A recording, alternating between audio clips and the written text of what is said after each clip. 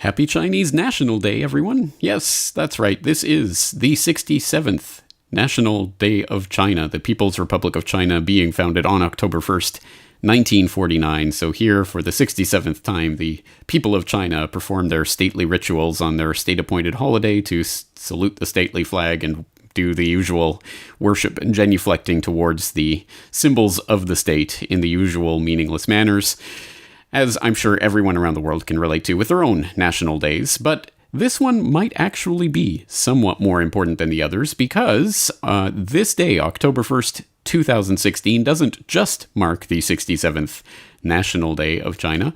It also marks the day that the new SDR basket is launched with the Chinese renminbi, aka the yuan, as part of that valuation basket. Now, for people who have no idea what the special drawing right SDR is, well, you're in luck. I have an article on that subject, Meet the SDR, the Global Reserve Currency, from June of last year. And for people who don't know about the saga of the yuan inclusion in the IMF's SDR basket, I also wrote an article about that last December. The Chinese yuan is now an IMF reserve currency. Here's what it means. So please follow the links in the show notes for this video for both of those articles to get read up on the background of this, but I have just released a brand new article, SDR World Order, that compiles the information about this SDR change that is happening right now and what it really means and what it means potentially for the future. And this is so important.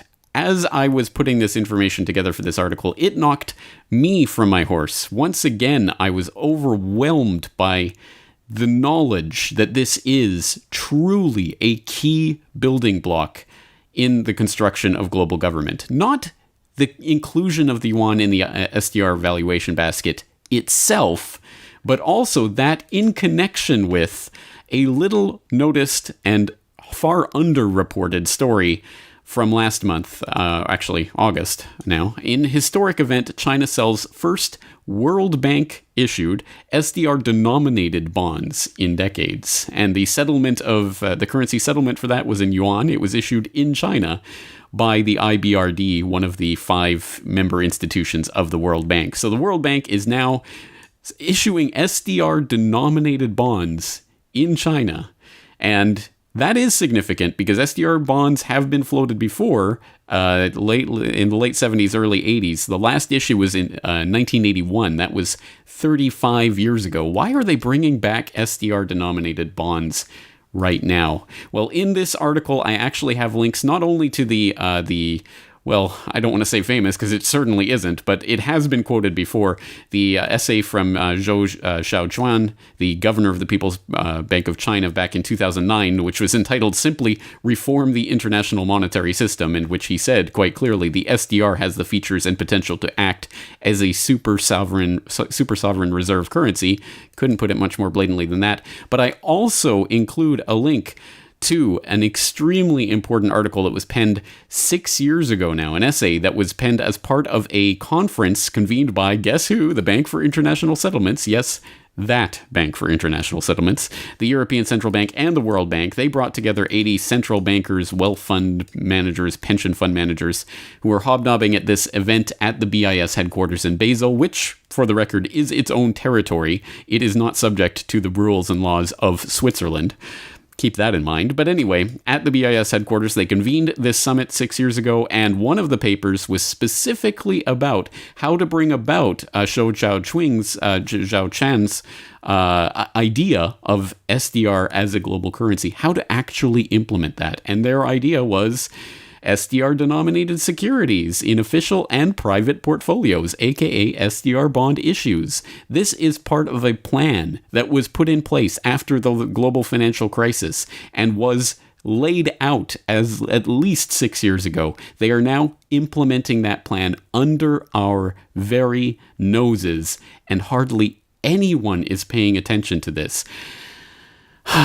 It is frustrating, and that frustration is encapsulated in tweets like this one that I retweeted recently, talking about how people are distracted by celebrity gossip or the meaningless sideshow selection circus when there are very significant things happening in Syria right now. But at least as important as the things happening in Syria right now. Perhaps, potentially, in the bigger picture, much more important in the flow of human history are the things that are taking place in the monetary realm right now. And they are not sexy. Everyone wants to talk about Brad and Angelina or the selection circus. It's fun, it's entertaining, it's interesting. This is exceptionally boring and involves a lot of jargon, and it requires a bit of reading. But I guarantee you it is worth the effort to read through this. And if you do read through this article, and if you do appreciate it, please help to spread the word about this. Again, I was struck as I was going through and writing this article, once again, just how integral these moves are to the construction of global government. You need a global tax grid and a global agency of some sort that able to administer a global tax. But another leg of that global government absolutely will be a global monetary regime, and that will be administered by a global body like the IMF, like the using the SDRs as a potential instrument. And it will look like your local currency, but it will be administered from behind the scenes by the central bankers. Usually, probably 99% of the population won't have any clue what is going on or how the monetary order is being engineered. This is truly world historical stuff that's happening right now, and we've seen it happen before. We saw Bretton Woods, and we saw the system that came in. And once what system comes in to sweep away the old, that is, of course, how every aspect of this global government is going to be brought into effect.